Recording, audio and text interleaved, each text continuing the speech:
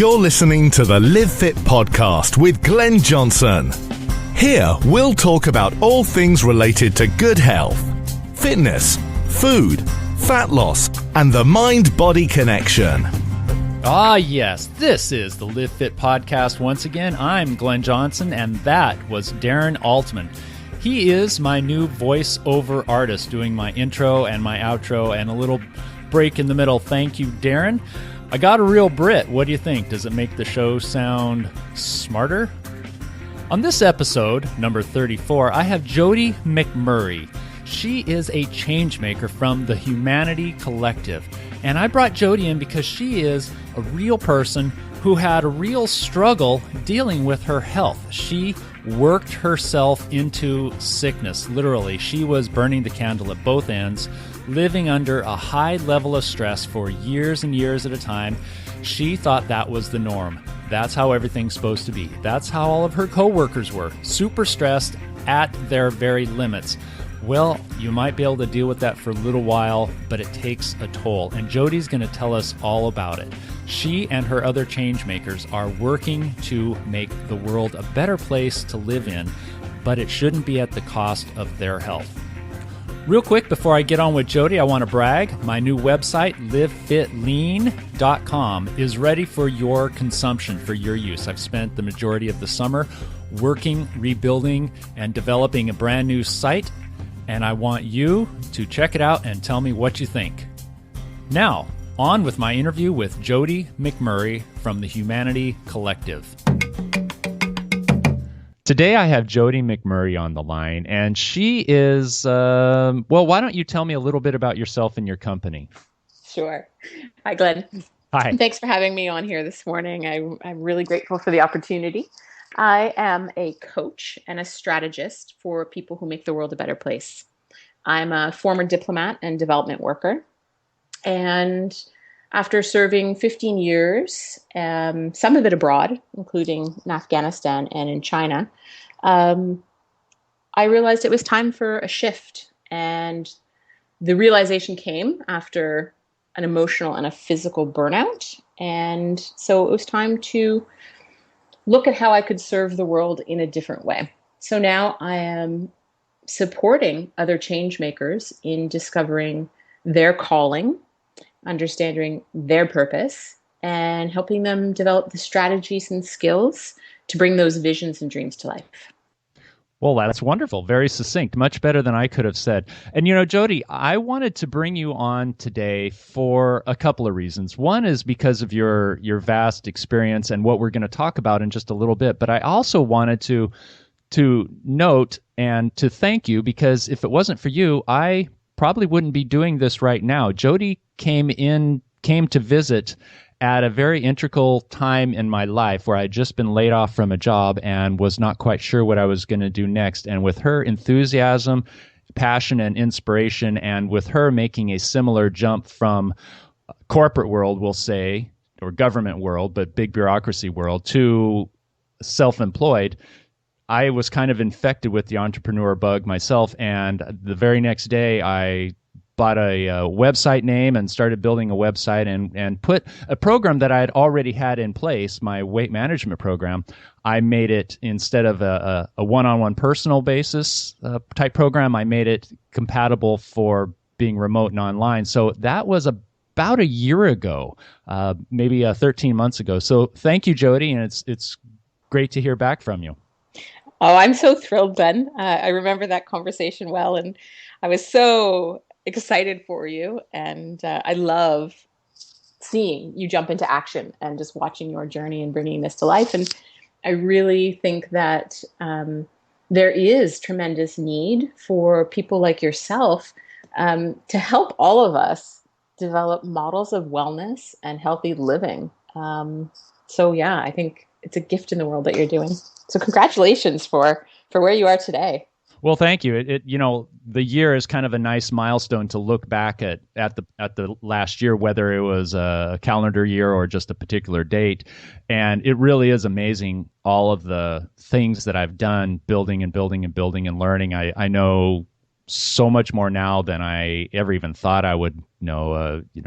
before before I met up with you a year ago. So it's really amazing. And you were doing a similar thing, and you were building up a business. And at the time, you were working on a website, which I'm looking at now, and it's beautiful. And I would like to kind of press into your head what caused you to decide to leave the, I guess it's not really corporate world, but a similar type of situation. You were working for the government. So what caused you to leave that and go on to your own? Well, it was a long time coming, to be honest. I had studied international development, and what that means is really helping alleviate poverty around the world. So I had always been called, since I was a child, I was very aware of what was happening in the world and wanted to make the world a better place. I know that sounds really cliched, but it's very true. So I was always, rescuing animals or volunteering or, just trying to affect positive change in the world. And so I studied international development and began working for the Canadian government right out of university. We have a department dedicated to doing poverty reduction work around the world. And I was really blessed to get my very first job there. Wow. Yeah. And I learned so much. And at the same time, there was a part of me that felt really misaligned with the work that we were doing. And how do you mean? Well, I think it's really important that we constantly question ourselves and our motivation and what we're doing in the world. I think that's really, really healthy. And so I was always asking myself, am I doing good in the world? Am I creating harm? Am I a part of the problem? Am I really affecting change? And those are heart-wrenching questions to ask. And quite often, my answers fell short. I worked in very interesting positions. And I also worked in an environment in Canada for a long time that was really exciting. I was focused almost exclusively on my career because I believed so much in the power to affect change in the world. And that meant working pretty much 24/7 for about a decade. And when I say I felt misaligned, there were big gaps that, in hindsight, I was longing for community. I was longing for more time to just create, more time to just play, more time to connect with people. And I wasn't creating that time in my life at all. I was focusing exclusively on my career. Right. I then went over to Afghanistan as part of my job. And Afghanistan became a pivot point for me. Again, asking myself the tough questions and falling short and not aligning anymore with the vision and the direction of the organization I was working for. And so that created almost this, rift in myself. I no longer believed in what I was doing. Uh-oh. Yeah. So couple that kind of emotional break, spiritual break, with now 12 years of intense work environment, and my ignoring and denying a lot of the physical signs that had been showing up for a very long time. After my work in Afghanistan, I had an emotional and a physical burnout. I don't know if your audience has ever experienced that, anybody out there, but it really is a dark night of the soul. It was me having to look at everything I believed in, how I had designed my life, and going, what now? Like, wow, I just felt like my whole world had collapsed underneath me. And physically, I collapsed. Wow. Yeah, I was in pretty bad shape. I was diagnosed with adrenal fatigue on top of 3 autoimmune disorders I had already been diagnosed with. Holy cow. So I could barely function. I'll bet. Yeah, I could barely function. And that really was a crisis point in my life. And it made me think to my father, who at 48 had a stroke. And that changed What? that changed the entire dynamic of my family and the trajectory of my life. And thankfully, 20 years later, my father is still with us. But I went through this physical and emotional crisis that I just thought, oh my God, I'm on that path. Oh my God, I could wake up 8 years from now and have a stroke because I will work myself into a grave. Or less than 8 years. Exactly. And that's scary because I'm 47. So it was terrifying. The thought of that happening at my age is pretty scary. Yeah. And my father, God love him, he taught me so much about work ethic. I was really blessed to watch my father get up and go to work every day and love his work. Love his work. That's fantastic. Absolutely. But I didn't recognize the workaholic tendencies until I faced my own burnout. So, there's a lot of stuff that gets passed on through our families and through society and, what we value. If you work hard, you got to, to be a good citizen, you need to work hard and you've got to give everything you've got. And I just took that to an extreme. And so found myself at this point going, all right, this is a wake-up call, a very painful one, but one I can come back from. I didn't have a stroke. I'm not debilitated. This is my wake-up call. What am I going to do? And so I really began to think about what do I love and what do I believe in and what am I great at? And from that, I realized, I want to be my own boss. I have a big vision and I want to bring this to life. And I don't know an organization that exists where I could do this. So I have to go out and create it. And so the Humanity Collective was born from that realization. And for my entire life, I have been coaching and guiding people. And I did it through my entire career. I led teams, for 15 years in different countries, in different contexts. I love building teams and I love creating leaders. And I'm a strategist. So most of my career, I would be given, here's a high profile idea. Now, Jodi, bring it to life. And I could do that. So That's I decided, awesome. Yeah. And it is amazing to be able to go, oh, those are my gifts. I think most of us, our gifts feel so natural to us. It's almost like breathing that we dismiss them. Yeah. So yeah. And then or they don't know how to put it to use or make money at it. And exactly. And you sat back and you are certainly at a precipice in your life and you realized you had to make some changes or you're going to be dead or a vegetable or exactly or in some psych ward. And I think a lot of people are driven to work harder, work longer hours, multitask, especially it's the American culture, which has certainly expanded beyond the boundaries of this country.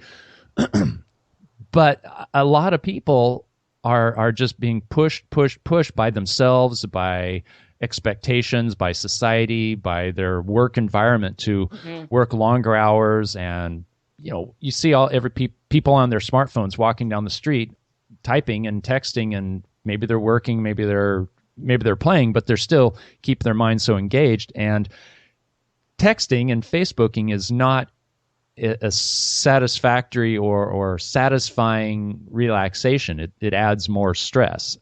So even though you might think, well, I'm not working right now, I'm on Facebook, the brain sees it as the same. It's still an engaged function. Absolutely. And I'll be honest, one of the things that I really had to look at was what was driving me. Because as I realized, okay, I'm gonna create this business, doing what I love, serving people in a way that I love. As I began to learn how to build a business, I quickly realized, oh, I'm just recreating what I just left, all the ways of being, working 24/7. And so I really had to look at myself and the underlying things that were driving me. And I call it the heart of darkness. And I Really? think, yeah, That's I good. do. I think there's this light that drives a lot of us, myself in particular. I really am an optimist, and I do believe that we can create possibilities for a better world. And that's the lightness in me. And I think we all have that light side, whatever that looks like. But we also have these hearts of darkness. And my heart of darkness was around my self-worth. I'm not married. I don't have children. And so my career became the way that people understood who I was in the world and my place in it. And I started somewhere along the line of identifying my self-worth with my career. And That's not at all unusual. no, it's not. And that's why I think a lot of people are working themselves into early graves, because underlying all of this is this quest for worthiness. And it's this quest of wanting to be known and valued and create a legacy and actually connect. But the ways that we're doing it are creating disconnect from ourselves and disconnect from others. And they get us in these vicious, cycles that unfortunately it takes often this crisis point in someone's life to step back and reflect. Yeah. So I do think we have gotten away from connecting to ourselves, and it's so easy with, the technology that we have to think that we're connecting because we're constantly on, but we're not. We're not connecting, and we're actually not being productive. And this is one of the things I had to remind myself. I did a Learn to Run course years ago, and I remember the run walk. You run for a minute, walk for a minute. Then you eventually get up to, run 10 minutes, walk a minute, run 15 minutes, walk a minute. And it was the notion that by taking that 1 minute break, you actually in the long run go further and faster. So I've learned to apply that to myself and my life now. And I look at that couple hours away or that day off or the weekend off as that run walk cycle. If I can slow down and disconnect, nice. That's actually going to propel me when I come back to my business. So to be more productive, to work more focused rather than just sort of jogging in place. Mm-hmm. I think that's amazing what you stated here about how it takes a crisis. And I get so many clients who have had some sort of a crisis like that. And it honestly, it brings a tear to my eye because it doesn't have to be that way. I know it is that way because we get caught up and we're young and we're fit and we're healthy by doing very little. And then as we get older and more engaged in work and more sedentary, and maybe our eating habits change, or they don't change, but they should change appropriate to your activity level. And next thing you know, the doctor's saying, you have a problem. You need to change things immediately or you're going to die. Mm-hmm. And I swear I get at least half of my clients come to me with some sort of a crisis situation. Maybe a doctor didn't tell them. Maybe they discovered it or realized it on their own. But so oftentimes it is a doctor. And so oftentimes it's maybe not too late, but close. And the farther down that bad path you go, the harder it is to bring your health and fitness back up. So I'm sorry that you had to explode like that before you realized it, but hopefully this conversation will wake some people up. And that's what I really want from this, is for others to kind of see the light before they crash into darkness. Mm-hmm. And that's why I wanted to have this conversation with you as well, because this is not my line of work. I'm not a health coach, but I do recognize how important it is to share these experiences so that others might learn. And those crisis points really are preventable. And I can see in hindsight, how preventable it was for me. But I ended up where I ended up, and I've learned from it. So now I'm just happy to share that experience. Well, share with us your hindsight now. What would have been a good kind of a flag or a sign for you to change your ways early on? Oh gosh, I think one of the biggest things was stress.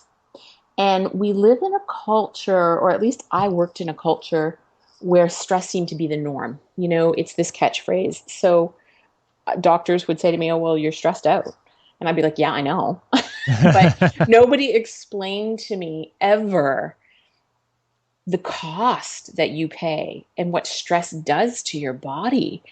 Because we just hear about it all the time, right? Everybody's stressed out. Well, oh, yeah.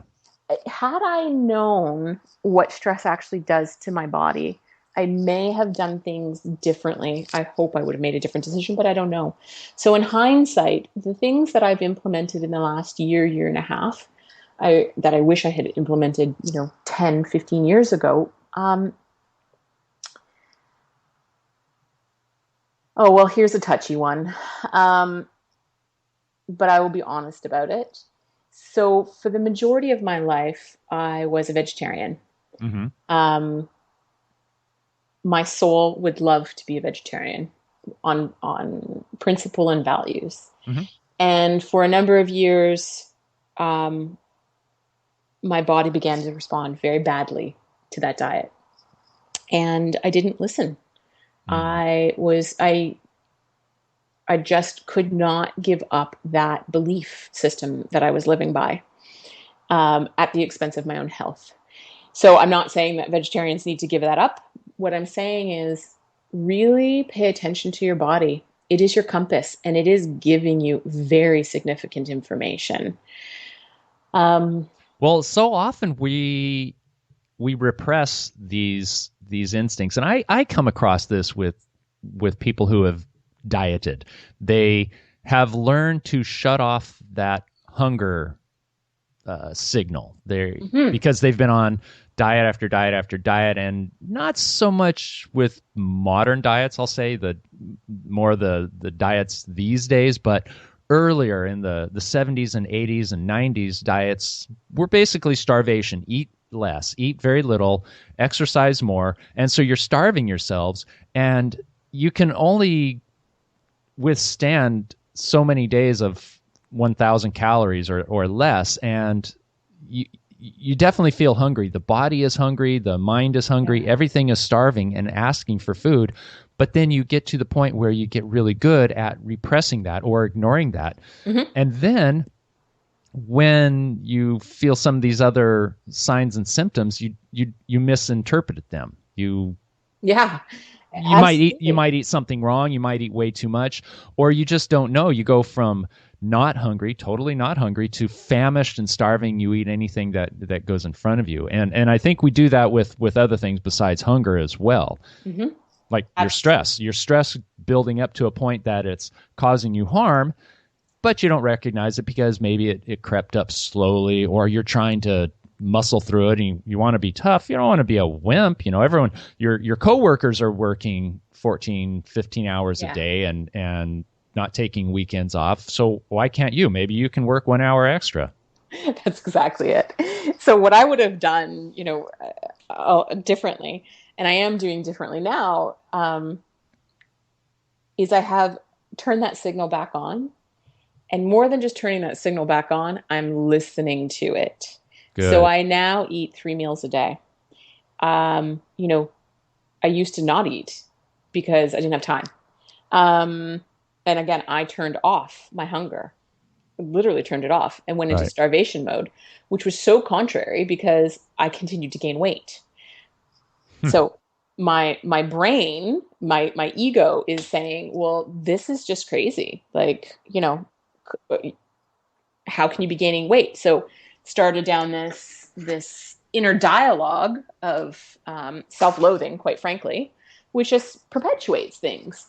And then I learned the reason I kept gaining weight and could never lose weight, even even when I was doing a triathlon, I was training for a triathlon in 2009, and I could not lose weight. I continued to gain. And it was because I wasn't feeding myself. And it never occurred to me, because I never, I didn't consider myself anorexic. I just literally wasn't hungry, so I didn't eat. It wasn't until years later that I worked with a nutritionist who explained to me, like, you are starving yourself, and that is why you can't lose weight. And that's why you continue to gain weight, is because anything your body takes in, it is holding on to. Right. Because it's trying to survive. Right. You're listening to the Live Fit podcast. In the Northern Hemisphere, summer is about to conclude, which means people are going to spend more time indoors, eating heavier, comfort foods, and being much less active. Then, January 1st, they are going to make a resolution to become fit and trim. The trouble is, this is a cycle that perpetuates itself, and they will have to do it again and again and again, year after year after year, unless you stop it. With Live Fit Online, my 9-week program will allow you to gently change your habits in the fall, so you do not have to make a big change come January. You will not have to join a gym. You will not have to follow some stringent diet. Live Fit Online will show you the proper way to eat and exercise and make it painless and easy to squeeze into your busy schedule, and allow you to attend parties and enjoy them. Go to livefitlean.com to learn more.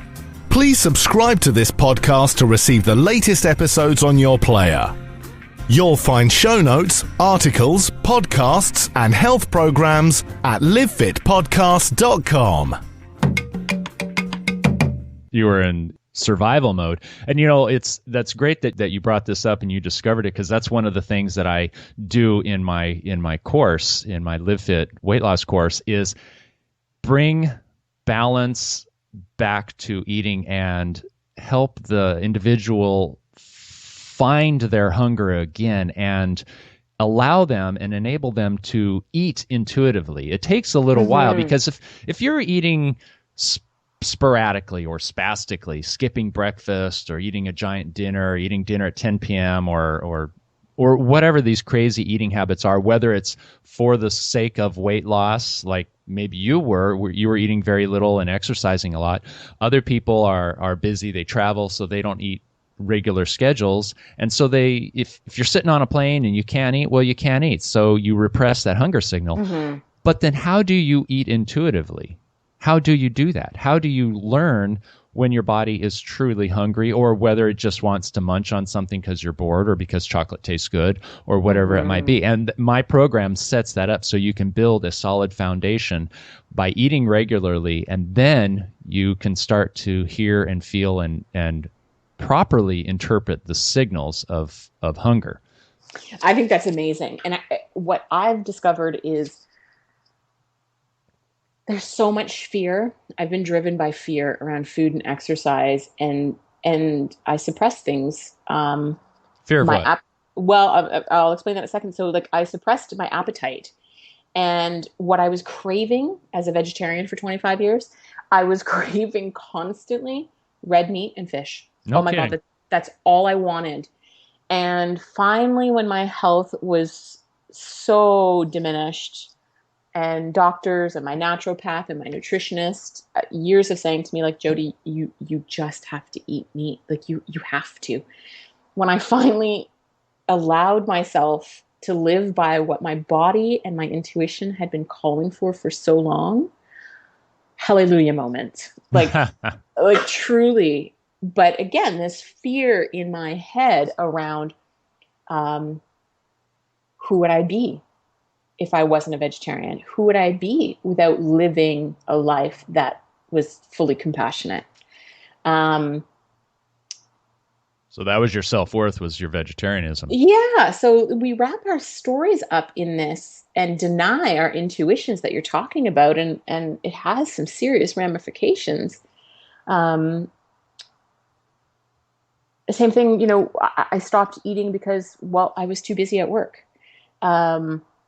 Who would I be if I missed that meeting, or I took time and stepped away from my desk while everybody else was pushing through? What would they think of me? So that's what I mean, again, by the disconnect that I was talking about earlier. We disconnect from ourselves, and it does such a disservice. And I wish I knew that in hindsight. If I could do anything differently, and what I coach my clients on is to get so deeply rooted in your vision and your purpose in life. Once you have that vision and that drives you, and you understand that you are the catalyst for that vision, this vision can only come to life through you. You need your body to be in service of that. And that's what I really started to look at in the last year, is to go, oh my God, this is the vehicle. If I don't have this body, I'm of service to no one. And I wish I had made that link 15 years ago. I wished I had seen that I was the center of what I wanted to create in the world, because I was constantly outwardly focused. And I think that would have shifted everything. So I would encourage people to really think about what you're creating in the world, and know that in order to create it, you have to be embodied, and you will, again, go further and faster if you trust your body's wisdom and learn how to eat to support your body and move in ways that support your body. And this is a commitment that I've just made to myself in the last 6 months. I gave up triathlon training. I gave up all the bar classes that I was pushing myself through, because I realized those were things that were being driven out of fear. I was terrified if I didn't do these things, if I didn't push myself hard, that I'm going to explode. I'm going to all of a sudden be, 10 times larger, and, all of that starts. So have you exploded? No. And this is the interesting thing to me. So when I started listening to my body in the last year, feeding it what it wants, and moving in ways in the last couple of months that feel really pleasurable, that bring me joy, like swimming and paddleboarding, and just really like long walks by the river. And when I lived in China, I biked every day. So when I started to do those things, one, I enjoy my days far more. My body is changing. I'm losing inches that I couldn't lose otherwise. Nice. But even deeper than that, I feel like I have ended this war with myself that I've been living for 40 years. Fantastic. Yeah, I just kind of said, okay, like acceptance. Yeah. So what if this is how I look for the rest of my life? Can I make peace with that? And the answer is actually yes. Now, that's a really tricky thing, because one of the things I do spend effort on teaching is acceptance. Accepting who you are and how you are, not giving up, not throwing health and fitness to the wind, but accepting your body type and making the best of it, staying fit, staying healthy, but listening to the body at the same time, like you did. And it's a little bit difficult for some people to understand the difference between acceptance and giving up. Right. Because I didn't give up. I mean, I want to look my best. I want to feel my best. And that is now coming from a place of self-love. Again, as cliched as that sounds, versus being driven by this monster that was chasing me every day, telling me you've got to do triathlon training and you've got to do bar classes and you've got to go and you've got to push and you've got to, just drive through it. How I picture that monster that was chasing you, that fear monster, kind of like when you're dreaming and you're running from a monster, and the harder you try to run, the slower you go. It feels like you're running in mud or water, and he's gaining on you. So you try a little harder, and then it's even harder and you're going even slower, because totally it. How are you going to win? You might be able to keep them behind you for a little while, maybe even some years, maybe even 10 years, but eventually one of you, probably you, is going to give. Yeah, absolutely. And beating myself up and talking to myself with hatred and loathing and all of those things that went along with driving myself, like that was just destroying me. And my crisis point really had me look at my life and say, I'm going to be radically responsible for my life. And that includes my thoughts, because nobody else in my life is speaking to me this way. Why do I tell myself these stories? Now, good point. That's a journey. There are days where I still look at myself and say some horrible things. And there are days where I still am like, I don't want to leave the house because I really don't want to be seen. And there are lots of days where I'm like, oh Lord, please do not take a picture of me right now. Well, so, you have these internal scripts that have been circulating through your head for a really long time. I mean, I don't know if you would even be able to trace when some of these phrases or sentences or thoughts started, and I don't know that it matters, but once again, something that's been going on for a long time is going to take a while to cycle out of it. So as long as you're diligent about pushing it out or maybe accepting the thought but saying, yeah, that's not valid anymore, then you can get past it and you're writing a new script for yourself. Absolutely. And I think you're bang on. I spent a lot of time trying to understand, how did this happen? How did I come up with these scripts? And I couldn't trace them back entirely. Some of them I could.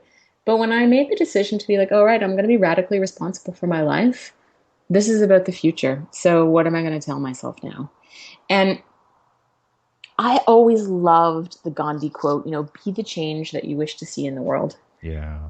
But I realized I was doing the change, right? Like I was out there doing. And the crisis point made me stop and reflect and go, what does that mean to be the change? So if I want a world that's kind and compassionate, which is what I do hope for and what I am striving to create and shape in the world, that also means I have to practice kindness and compassion for myself. I can't be it in the world without fully being that for myself. And that is the biggest shift I think that I've made that has affected my wellness. Being compassionate, practicing self-compassion, and making choices from that place rather than a place of fear. Mm-hmm. So that's what's led me to move my body in different ways and beginning to feed myself differently and really listen to myself and trust my body's wisdom.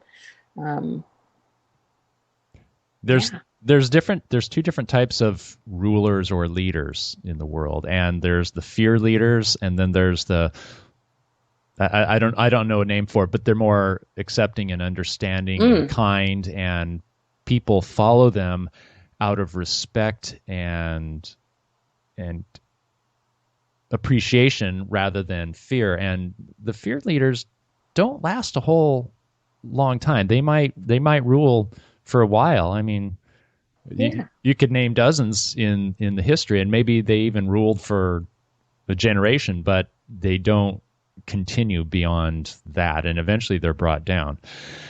So we can go off on that tangent, but who are you to yourself, or how are you ruling yourself is something you want to ask. And you brought up a point about how you talk to yourself, and I wanted to say, well, if you had a friend that talked to you that way, would you continue to be friends? No. No. And that's what I mean. I don't know why I allowed for so long myself to have this dialogue internally. Mm-hmm. I don't know why I allowed it. And like I said, I spent lots of time trying to understand that. And then I just finally said, enough. I don't understand how I got here, but I'm here and I'm just changing the way I go forward. And so, I think the things that you're doing with your clients, teaching them to write new scripts and the art of acceptance and the practice of acceptance and intuitive eating and body movement. Wow. Again, it's taken me 15 years to learn all of this, mostly on my own. Which is great that you did. Some people don't. It is, but I'm just thinking, wow, I wish I had a Glenn, a long time ago, who would have explained all of this to me and brought it to my life in this beautiful package, Well, thank you. That would have cut out so much of the struggle. I've always had coaches in my life because I do know the value of collaborating, and I just get to where I want to go so much faster. Mm-hmm. But that was always really on career side of things. That's changing now, but I never really had it around my health and wellness. Again, I didn't start from within. So I think what you're offering is so needed and powerful. And again, I really, really can see that it would have shaved off probably a decade of my own struggle. Well, that would be awesome. And if something like that could have prevented the crash and burnout that you had, that would just really mean the world to me. And, I know I have helped people, but when they change and they don't reach that crash and burn, you don't always know that it would have happened. Right. And so it's I can still kind of project and see the course that people are on and say, you need help and I can help you. And then when they do change their habits and you hear back from them years later and they're still doing great, I feel wonderful. And I really love that I can help improve somebody's life because we have this one body. We do. Mm-hmm. And we can trash it or we can worship it. We can treat it kindly because if we treat it nice, it will treat us nice. And if you look at 80-year-olds, there's some 80-year-olds that are really wasted and broken down. There's some people that didn't make it that long. And then there's some 80-year-olds that are as spry as I. Mm-hmm. And it's really wonderful. It's really wonderful to see. So you can have a good fit body. And yes, we all have genetics to work with, but we can make the worst of those genetics or make the best of those genetics. Absolutely. Absolutely. And I think what I would love to see is just more of these kinds of conversations and positive body image. And I love that it's coming from you, a man, because I will be honest, I hear a lot of this amongst the women that I know and work with. And mm-hmm. As a woman, it's really refreshing to hear a man have that perspective. It truly is, because what we often learn or hear or is portrayed in the media about men is, again, you want us looking, like size 2, big boobs, tall, blonde, and that's the image, right? And if we don't meet that image, well, there's no value in us.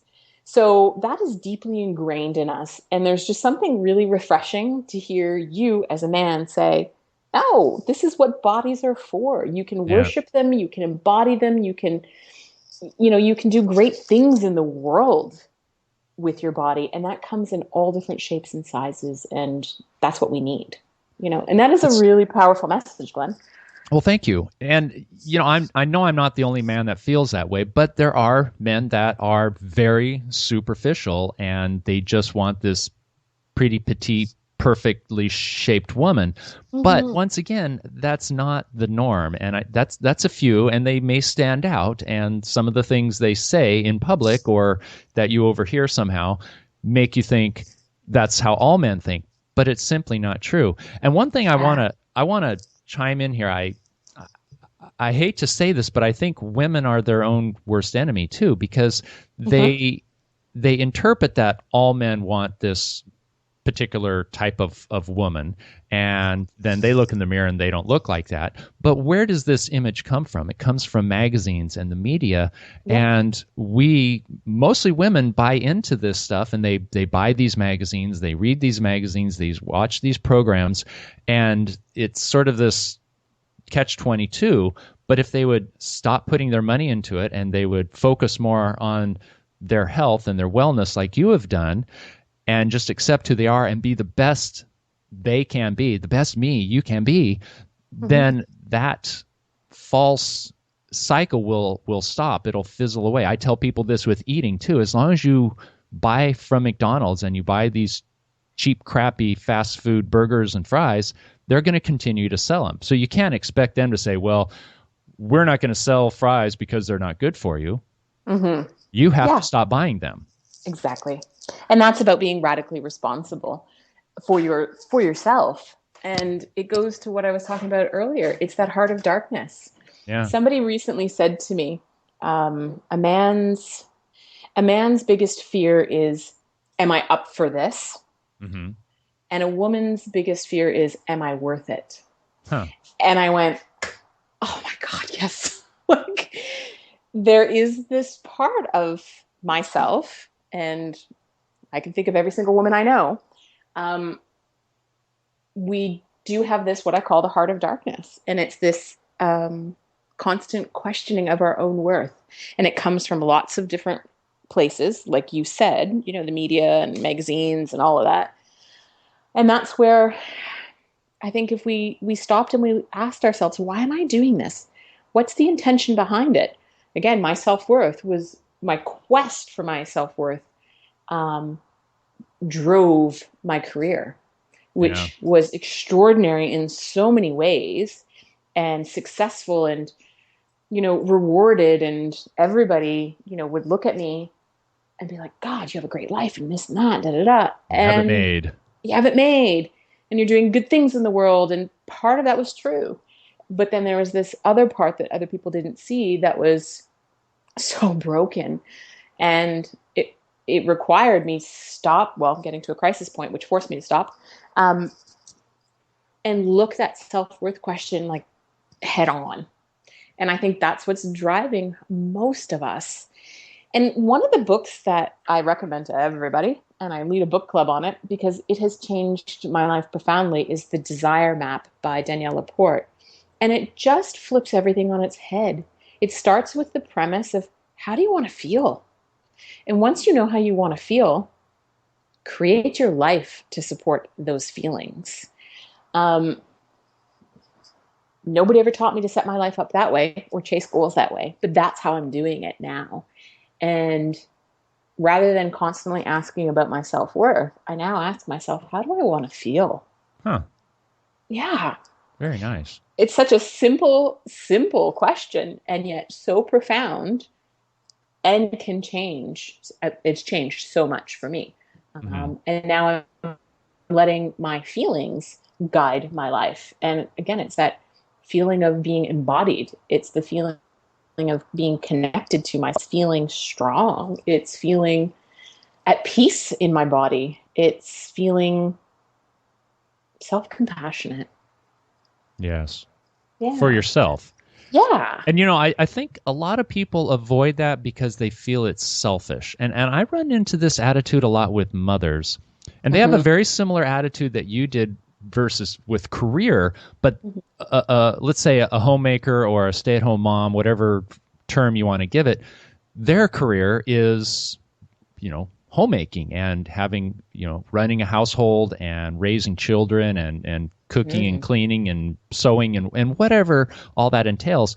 And they will throw everything into it and sacrifice their own health and wellness because they are giving to their husband, they're giving to their children, they're giving to the PTA, the community, and to their friends and their dog. And everything comes before themselves. And I see this so often.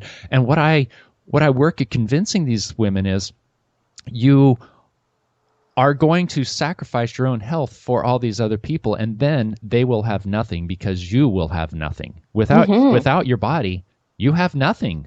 Yeah, absolutely. And you might raise your children, but then they're going to have to take care of you. They're going to push you around in a wheelchair or visit you in the hospital, and you can't sacrifice yourself for others forever. You can for really short bits of time, a day here, a day there, somebody's sick, sure, take a day off of work and help them get well, but you have to take care of yourself, work out and eat right. And if you don't, you're not doing them a favor.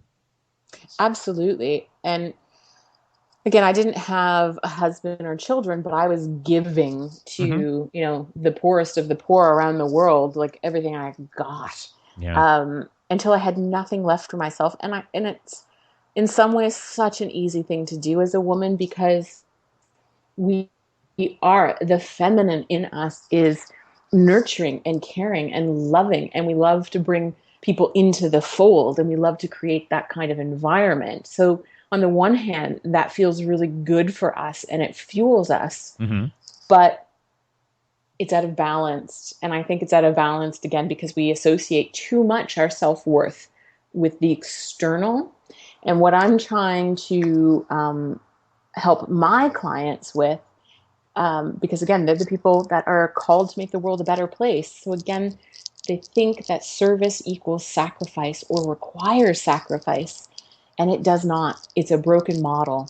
I keep saying, you have to serve from the overflow, not your reserves. None of us drive our cars on empty tanks, and it would be ludicrous to even consider it. Right? Yet, we have to break that mindset that that's acceptable, and that's the place that we create from in ourselves. It is not. So I often challenge my clients just to experiment for 1 week with a mantra of saying, my happiness and my well-being is the center of everything. To say that all day long and to actually put themselves at the center of their lives for 1 week. So start with your, whatever their practices are that fill them up and rejuvenate them, do those first. Do it before anything else in your day. Start there and see what that creates in your life. I'm very experiential. I need evidence and I need proof of things. So that experiment in my own life has helped shift that belief that I was holding for so many years.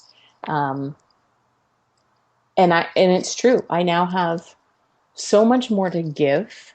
I feel I am present when I'm actually with people, whereas before I could be with you, but my mind is in 20 different places. So now I feel much more centered, and I feel I actually have overflow, and I can be with you in that space. And my clients, go into this incredibly skeptical, but they all come out of it going, oh my God, wow, I didn't know that. I didn't know. The world did not fall apart. Things continued to spin. And more than that, it actually felt so much better. I got more done. I received. That's another thing that I think keeps us in this pattern is we give and we give and we give and we give. We have forgotten how to receive. And that's to our detriment. We are not meant to go through life alone. We are not meant to do it all on our own. We are not islands. I was so, guilty of that for a really, really long time. But what shifted my mindset around receiving, because I used to not be good at it and wouldn't receive, be it compliments or gifts or offers of support, collaboration. I didn't know what to do with it. It made me feel awkward and uncomfortable. And then I realized I'm robbing somebody the opportunity of feeling generous and kind and interconnected and intimate in ways with me. I got to stop robbing people of that experience, because that's not what I want. So when I could actually see that by receiving, I was giving them something, that shifted for me. I was like, oh, I can do that. Like, all right. So it made me receiving in the purest of senses, but it works now for me. So I always encourage people to experiment with those things. Yeah. It is really important to accept and to receive. And when somebody gives you a compliment, say thank you, rather than reflecting it or deflecting it and saying, "Oh, you look great too." You can just say thank you. Yeah. Maybe give a pause and repeat and say, I really like your shirt, but don't reject the compliment is what I'm trying to say. Absolutely. And that is the toughest one. It is the toughest one. I found myself doing it recently. It's knee jerk. It is. But with practice, so this time I stopped myself and I went, oh, what if that's true? Oh, thank you. inside I said, what if it's true? You know, like, oh, I caught myself. And then all I said was, thank you. It's all I could muster, but I at least allowed it in, you know? You know where go ahead. You know where I first noticed that was meeting actors and famous people, and they're used to receiving a lot of compliments. And I remember I said something to this actor I was working with years ago, and I said, oh, I really liked you in that one movie. And he said, thank you. And that was it. And it just ended. Just thank you. and it kind of, I noticed it. It didn't take me aback as if it was rude. It was just very different than how I was used to it. With anybody else I would give a compliment to, if I said, oh, I really like that one thing you did. Oh, well, thanks, blah, blah, blah. Or, you know, it wasn't a big deal. Or I like your outfit. Oh, this old thing. Any of that stuff, it always seems to be sort of rejected. It's almost as if the compliment is rejected when there's more to it besides acceptance. Oh, thank you. That's an acceptance. Yeah, and I think, again, it's because the inner scripts in our heads don't know what to do with something that throws us off course, right? Because that's not how most of us are talking to ourselves. Right. And it feels very vulnerable to be seen. And that's what compliments do. Compliments say, hey, I see you. And we're all craving that and longing for that, but it scares us to death at the same time. Yeah. And how did it feel for you to have your compliment received? You know, at first, like I said, it kind of shocked me, I guess. It not major shock, but it did feel good. It's kind of like, oh, he's accepting my compliment. And it did feel like I gave somebody a present and they loved it. Yeah. And doesn't that feel phenomenal? Yeah, it really was. It really was. Yeah. And so that's how I now view receiving. I know that feels good for the person that's just been generous with me. And that's a gift I can give them. So just a little reframe, and maybe will help some people receive, because things are lopsided. And the way to bring them back to balance, again, is to experiment with putting yourself at the center for a week. And also balancing out the giving with some receiving. True. Yeah. Hey, Jodi, are you a follower of Erin Brown? No, I don't know Erin Brown. Well, you should be. I interviewed her back in episode 22, and she is an amazing woman, and she's said a lot of things that you've been saying here. And so you have a really similar mindset now. And she grew up overweight all of her life until she was pregnant. I don't know at what age, let's say mid-20s. And then she decided she didn't want to be overweight anymore, and she literally changed her mind. But what she told me was that it was all her perspective. It was her self-script and her attitude, her self-worth, her self-value. So once she realized this, she could change it, and she's been living a miraculous life ever since. She totally accepts who she is and how she is and her body type. And the funny thing is, once she accepted, then she lost all that excess body weight. Amazing. Yeah, and she's. I'll include a link into the show notes of this, but I definitely think that you should check out that episode number 22. I will. Thank you. Yeah, she's. And again, more evidence. And like I said, I'm somebody that loves evidence. So for your audience as well, it's just when you ask me, what would I do differently? 10 years ago, I also would have found people who were living the success in the way that I dreamt of it. Evidence that it's possible, that you can have this, really wonderful career and a balanced life. And that might look different for me versus you, but it's possible. And surround yourself with people who live that way, who embody what you value, and just have evidence all around you that it is possible. That's how I get myself out of my inner dialogue. I have a little book of evidence. I actually write down evidence. So, I do. And it, because when my mind is telling me, oh, this isn't impossible, it's always going to be this way, I can go to my book of evidence and go, nope, here's the evidence that it can change. Here's who's changed it. Here's how they did it, So Erin Brown is now going to be on my list. Good. Speaking of evidence, it's funny. When I first started mountain biking, I would go up this dirt road, and it went up this mountain, and then it got really steep and hard. I jumped off my bike, and I'm pushing my bike up this hill, and then one day some guy rode past me. I went, "What? You can ride up this?" I had no idea that was even possible. So I said, well, if he can do it, I can do it. So I jumped on my bike, and lo and behold, I was riding up this really steep hill. Yes, it was hard, but I continued to look for evidence. Whenever I got to a part of the trail or the road I was on, I would see tire tracks, and if I saw footprints, I would accept that I could walk my bike up it. If I didn't see footprints, I would push on and just try as hard as I could until I could ride up it. And there you go. That's fantastic. Evidence and work. It is. Yeah. Evidence and practice. Is what I call it. Evidence and practice. It's just practice. It is. You get up every day. It's like you brush your teeth every day without question. Yeah. I'm not at these places yet in my life where I'm meditating and moving my body without question. It still requires practice. But the goal for me is for it to just be so natural that it's just like getting up every morning and brushing my teeth. Yeah. Of course I do these things. That's a great analogy, because I use the exact analogy with my clients too. Would you go out into the day without brushing your teeth? Well, no. Well, then why would you go throughout the day without exercising?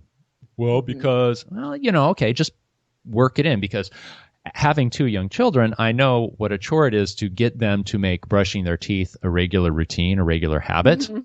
Right. But that's just because it's new and they don't really like it. Well, who really loves exercise? Some people do, but face it, I don't always want to exercise, but I do it anyways. And you can be like that with exercise and good eating and showers and teeth brushing and wearing clothes and Yeah. One of the things that's helped me is I gave up the word exercise. And I tell myself I'm going to move my body every day. There you go. So how am I going to move my body today? Exercise felt like work and pushing through, and that demon, that thing that chases me. Right. Whereas moving my body feels softer and more inviting. And some days moving my body is just dancing in my kitchen, but Good. I've moved my body. Good. I love it. That's fantastic. Yeah. And I do try to avoid the word exercise. It is a generic word that everybody knows, but I do like to avoid it as much as I can, because I think of the result rather than the action. So, for example, if I'm feeling kind of lethargic and dopey and tired, and maybe I've been sitting at my desk too long, I want to feel better. Well, how could I feel better? Exercise or push-ups. But instead of saying I'm going to go exercise, I'm going to say, well, I'm going to go, do a few push-ups. And that's a particular thing. And often I do more than just 3 push-ups. But that's what gets me to do it, because I'm focusing on how I'm going to feel after I do these push-ups. I'm not focusing on the drudgery of doing push-ups. I'm focusing on the exhilaration and the fresh lifeblood that's coursing through my veins because of that action, because of that activity I did. See, that's brilliant. That goes back to what I was saying earlier. How do you want to feel? Yeah. And what I love, you've taken it down a level, because I've been focusing on the bigger picture. I want to feel strong. I want to feel embodied. But I love, and I'm gonna try this for this week. Good. To ask myself, like, how do I want to feel in this moment? And if it is enlivened, okay, so what movement brings that? Like you just said, maybe it's push-up, maybe it's this. Because that feels a little more playful to me. Yeah, so I love that. How do I want to feel in this moment? And focus on the movement that will get me that feeling in the moment. Thank you for that. You're welcome. And dancing in the kitchen is a perfectly suitable movement to make you feel good. Yeah, I burn some calories. I know I do. And I don't count calories, but man, I can like bust a sweat. Have fun whenever you can. There's so much of life that's not fun. If you can have some fun in your normal life, just squeeze it in here and there. Take 5 minutes and dance to your favorite song in your kitchen while you're waiting for the toast to cook or the bread to toast. Absolutely. It just, it doesn't have to be, again, this heart of darkness and these demons chasing us. It can be fun. And I think I think of your kids when I'm saying all of this. Like, I just think of children, and they just naturally know how to play. And that's what I want to bring back to my life, is that sense of play and movement with my body. Good. Yeah. Love it. I love it. Well, Jodi, it's been a pleasure speaking with you. You have so many good ideas. You've come to a really wonderful mindset and attitude and self-worth about yourself. That's redundant, I know, but I love it. I love hearing it. That's why I love talking with Aaron Brown. I love talking with you, another woman, Olive Gallagher. They all get it.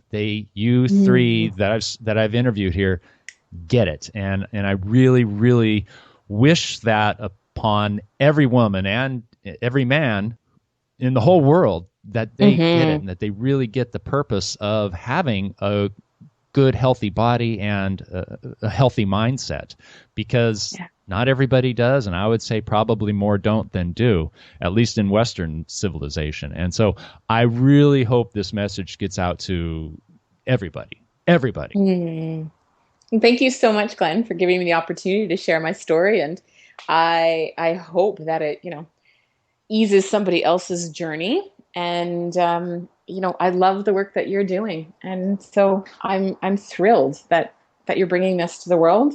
And I wish the same thing for everybody. So I will be spreading the word as well for you. Good. Thank you. I appreciate it. Well, you have a wonderful day and get some dancing in, and I will be talking with you some other time. Thanks, Glenn. Thank you for listening to this episode of the Live Fit podcast. Please keep those reviews coming in iTunes and Stitcher Radio.